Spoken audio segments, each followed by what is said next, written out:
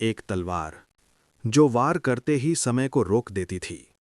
दुश्मन हिल नहीं सकता था, हवा रुक जाती थी, सब कुछ थम जाता था।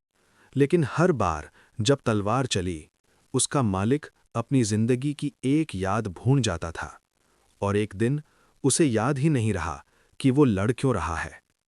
फैंटेसी स्टोरी हिंदी में आपका स्वागत है, जहां जादू, साहस और कल्पना से जन्म लेती हैं राजाओं, राजकुमारियों और वीर योद्धाओं की अद्भुत कहानियां। अगर आपको ऐसी ही कहानियां पसंद हैं, तो चैनल को लाइक और सब्सक्राइब जरूर करें। अब बढ़ते हैं कहानी की ओर। बहुत दूर पहाड़ों और खुले मैदानों के बीच एक छोटा सा राज्य था। उस राज्य का नाम था विरागपुर। विरागपुर कभी शांत और खुशहाल था, लेकिन अब सीमा पर लगातार हमले हो रहे थे। राजा बूढ़ा हो चुका था, सेना थक चुकी थी। राज्य को एक ऐसे योद्धा की जरूरत थी जो अकेले भी युद्ध का रुख बदल सके। राज्य में एक युवा योद्धा रहता था। उसका नाम था आर्यन। आर्यन बहादुर था, पर घमंडी नहीं। वो लड़ता था राज के लिए नहीं, लोगों के लिए। एक दिन राजा ने आर्यन को महल के सबसे पुराने कक्ष में बुलाया। उस कक्ष में एक तलवार रखी थी। तलवार साधारण नहीं थी, उससे हल्की सुनहरी रोशनी निकल रही थी। राजा ने कहा, "ये समय की तलवार है। ये वार करते ही कुछ पलों के लिए समय को रोक देती है।" आर्यन की आंखें चमक उठीं। राजा ने आगे कहा, "लेकिन इसकी एक कीमत है। हर बार जब तुम इसे चलाओगे, तुम अपनी कोई याद खो दोगे। पहले छोटी यादें, फिर बड़ी।"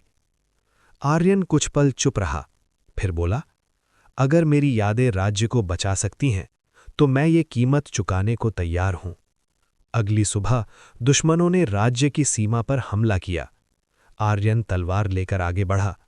उसने तलवार उठाई और जैसे ही वार किया, समय रुक गया। जैसे ही आर्यन की तलवार चली, सब कुछ रुक गया। हवा थम गई, धूल के कण हवा में ही रुक गए। दुश्मन के सैनिक जिनकी तलवारें हवा में थीं, वहीं जमे रह गए। आर्यन धीरे धीरे आगे बढ़ा। उसके कदमों की आवाज उसे खुद सुनाई दे रही थी। बाकी दुनिया पूरी तरह शांत थी। उसे ऐसा लगा जैसे वो इस दुनिया में अकेला रह गया हो। आर्यन ने दुश्मन की तलवारें एक-एक कर दूर कर दीं, कुछ सैनिकों को पीछे धकेल दिया। फिर उसने तलवार नीचे की। जैसे ही तलवार रुकी, सब कुछ फिर से चल पड़ा। हवा चली, धूल गिरी, सैनिक घबरा गए। उन्हें समझ ही नहीं आया कि हुआ क्या, और इसी डर में दुश्मन भाग खड़ा हुआ। विरागपुर में खुशी फैल गई। लोग बोले, "आर्यन ने अकेले ही राज्य बचा लिया।" राजा ने आर्यन को सम्मान दिया, लेकिन आर्यन खुश नहीं था। उसे अजीब सा खालीपन महसूस हो रहा था। उसने सोचा, मैंने जीत तो ली, पर कुछ छूट गया है। रात को वो अपने कमरे में बैठा। उसने अपनी माँ की तस्वीर देखी, लेकिन उसे याद नहीं आया कि वो तस्वीर कब ली गई थी। उसका दिल हल्का सा कांप गया। आर्यन ने धीरे से कहा, "ये मेरी पहली याद थी। अगर हर बार ऐसा हुआ..." उसने तलवार की ओर देखा। तलवार अब भी हल्की चमक रही थी। अगले कुछ दिनों तक विरागपुर में शांति रही। आर्यन फिर से अपनी रोज की जिंदगी में लौटने की कोशिश करने लगा, लेकिन अब कुछ पहले जैसा नहीं था। आर्यन लोगों से मिलता, बात करता, मुस्कुराता भी था, पर अंदर से उसे लगता कुछ कमी है। कुछ नाम उसे अजनबी लगने लगे थे। कुछ चेहरे पहचाने हुए होकर भी दूर से लगते थे। एक शाम सीमा से फिर खबर आई, दुश्मन दोबारा आ रहा है। इस बार संख्या ज्यादा थी। राजा ने आर्यन को बुलाया। राजा ने कहा, "आर्यन, राज्य तुम पर भरोसा करता है, लेकिन मैं जानता हूं इस तलवार की कीमत क्या है।" आर्यन कुछ पल चुप रहा, फिर बोला, "अगर मैं नहीं लड़ा तो लोग मरेंगे। युद्ध के मैदान में आर्यन ने फिर तलवार उठाई। उसका हाथ हल्का सा कांपा, लेकिन उसने वार कर दिया। समय फिर से थम गया। आर्यन अब डरता नहीं था। वो तेजी से दुश्मनों को पीछे हटाने लगा। जब समय फिर चला, दुश्मन हार चुका था। लोगों ने खुशी से नारे लगाए, लेकिन आर्यन वो चुप खड़ा था। रात को वो अपनी तलवार साफ कर रहा था। तभी एक नाम उसके मन में आया, नीरा। लेकिन उसे याद नहीं आया नीरा कौन है। उसके हाथ रुक गए, उसकी आंखें भर आईं। उसे अब समझ आ गया, ये तलवार युद्ध नहीं, उसकी जिंदगी भी काट रही है। उस रात आर्यन को नींद नहीं आई। बार बार उसके मन में एक नाम गूंज रहा था, नीरा, नीरा। लेकिन चेहरा याद नहीं आ रहा था। आर्यन ने खुद से कहा, अगर कोई नाम इतना मन में है तो वो कोई खास होगी। उसका दिल अजीब सा भारी हो गया। सुबह आर्यन महल के पुराने हिस्से में गया। वहां राज्य के सबसे बुजुर्ग सेनापति रहते थे। आर्यन ने उनसे पूछा, क्या आप नीरा को जानते हैं? बुजुर्ग एक पल को चुप हो गए। उन्होंने धीमी आवाज में कहा, नीरा तुम्हारी बचपन की दोस्त थी। वो हर युद्ध से पहले तुम्हारे लिए प्रार्थना करती थी। वो कहती थी, आर्यन लौट आए, यही काफी है। ये सुनते ही आर्यन की आंखें भर आईं। उसे कुछ याद नहीं आया। कोई हंसी, कोई आवाज, कोई पल, कुछ भी नहीं। आर्यन ने अपनी तलवार की ओर देखा, वही तलवार जो चमक रही थी। उसने धीरे से कहा, तुमने मुझसे बहुत कुछ ले लिया। बुजुर्ग बोले, अगर यही चलता रहा तो एक दिन तुम खुद को भी भूल जाओगे, और तब ये तलवार किसके हाथ में होगी कोई नहीं जानता। आर्यन चुपचाप बाहर आया। उसने आसमान की ओर देखा। उसके मन में एक सवाल था, क्या राज्य मेरी यादों से ज्यादा जरूरी है? अगली सुबह आर्यन महल के बाहर अकेला बैठा था। उसकी तलवार पास रखी थी, लेकिन आज वो उसे छू भी नहीं रहा था। तभी पीछे से किसी ने उसका नाम लिया, आर्यन। वो चौंक गया।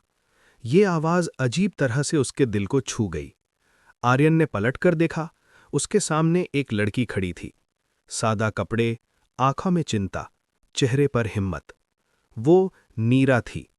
नीरा ने धीरे से कहा, तुम मुझे पहचानते नहीं हो, है ना?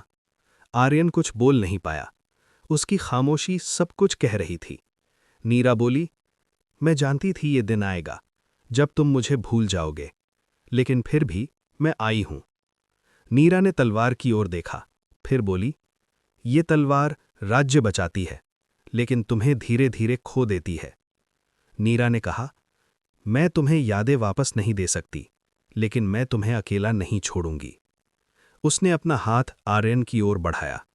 आर्यन ने पहली बार मन से महसूस किया, भले ही यादें खो रही हों, लेकिन भरोसा अब भी जिंदा है। उसी वक्त एक सिपाही दौड़ता हुआ आया। उसने कहा, राज्य की सीमा पर कुछ अलग हो रहा है। दुश्मन नहीं, समय खुद अजीब व्यवहार कर रहा है। सीमा से आई खबर पूरे महल में फैल गई। लोग कहने लगे, कहीं घड़ी तेज चल रही है, कहीं अचानक सब रुक जा रहा है। किसी खेत में फसल एक ही दिन में पूरी सूख गई, कहीं बच्चे एक पल में बड़े लगने लगे, और कहीं लोग चलते चलते कुछ पल के लिए जम गए। राजा ने राज्य के सबसे पुराने ज्ञानी को बुलाया। वो बोला, ये सब तलवार की वजह से है। समय को बार बार रोका गया है। ज्ञानी ने कहा, समय कोई खिलौना नहीं, अगर इसे बार बार मोड़ा गया तो ये पूरे राज्य को तोड़ देगा। आर्यन ये सुनकर सन्न रह गया। उसने पूछा, तो अब मैं क्या करूं? ज्ञानी बोला, तलवार को वापस उस जगह ले जाना होगा जहां से ये आई थी, समय की गुफा।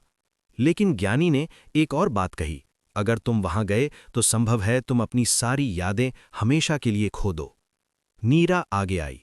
उसने कहा, अगर वो जाएगा तो मैं भी जाऊंगी। समय की कीमत वो अकेला नहीं चुकाएगा। अगली सुबह आर्यन और नीरा यात्रा पर निकल पड़े। पीछे राज्य की उम्मीद थी और आगे समय का सबसे बड़ा रहस्य। आर्यन और नीरा कई दिनों तक चलते रहे। पहाड़, घने जंगल और शांत मैदान पीछे छूटते गए। जैसे जैसे वे आगे बढ़ते गए, हवा अजीब सी लगने लगी, कभी ठंडी, कभी गर्म। नीरा ने कहा, ये जगह सामान्य नहीं है। अचानक उनके सामने एक पुरानी चट्टान आई। उस पर एक निशान था, घड़ी जैसा गोल आकार। आर्यन समझ गया, हम सही रास्ते पर हैं। आगे रास्ता दो भागों में बंट गया। एक रास्ता सीधा और साफ था, दूसरा टेढ़ा, पत्थरों से भरा। नीरा बोली, कौन सा चुने? आर्यन ने तलवार की ओर नहीं देखा, उसने अपना दिल सुना। उसने कहा, जो आसान दिखता है वही सही नहीं होता। उन्होंने मुश्किल रास्ता चुना।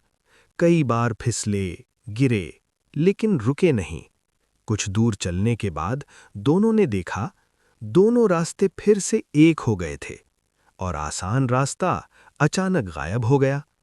नीरा मुस्कुराई। ये समय की पहली परीक्षा थी। जल्दबाजी यहां काम नहीं आती। अंत में उनके सामने एक विशाल गुफा आई। उसके अंदर से हल्की सुनहरी रोशनी बाहर आ रही थी। आर्यन ने धीरे से कहा, यही है समय की गुफा। आर्यन और नीरा धीरे धीरे गुफा के अंदर गए। अंदर अजीब सी शांति थी। कोई आवाज नहीं, कोई हवा नहीं।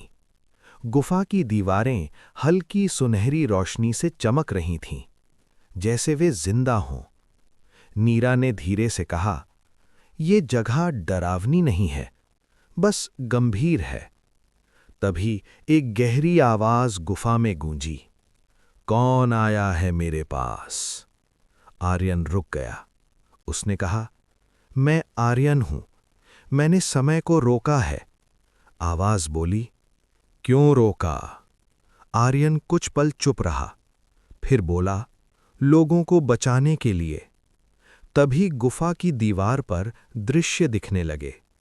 आर्यन ने खुद को देखा, युद्ध में, तलवार उठाते हुए, और हर बार एक याद गायब होती हुई। नीरा ने आर्यन का हाथ पकड़ा। वो बोली, अब समझ आया तुम क्यों बदल गए। आवाज बोली, अगर तुम्हें समय ठीक करना है तो तुम्हें सबसे कीमती चीज छोड़नी होगी। आर्यन ने पूछा, क्या? गुफा एक पल के लिए खामोश हो गई, फिर बोली, तुम्हारी तलवार। आर्यन हैरान रह गया। वो बोला, इसके बिना राज्य कैसे बचेगा? आवाज बोली, जिस दिन राज्य एक तलवार पर निर्भर हो जाए, उसी दिन समय टूट जाता है। गुफा के अंदर सब कुछ शांत हो गया। सिर्फ आर्यन की सांसों की आवाज सुनाई दे रही थी। आर्यन ने अपनी तलवार को दोनों हाथों से पकड़ा। ये वही तलवार थी जिसने राज्य बचाया था, दुश्मन हराए थे, समय को रोका था। उसके मन में दो आवाजें थीं। एक बोली, तलवार रखो, ताकत तुम्हारे साथ है। दूसरी बोली, अगर सब कुछ यादों के बिना बचा तो वो जीत कैसी? नीरा धीरे से बोली, आर्यन, तुम्हारी ताकत कभी तलवार नहीं थी, तुम्हारी ताकत तुम्हारा दिल है।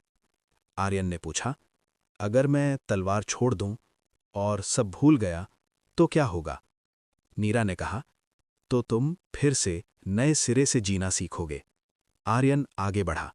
उसने धीरे से तलवार को जमीन पर रखा।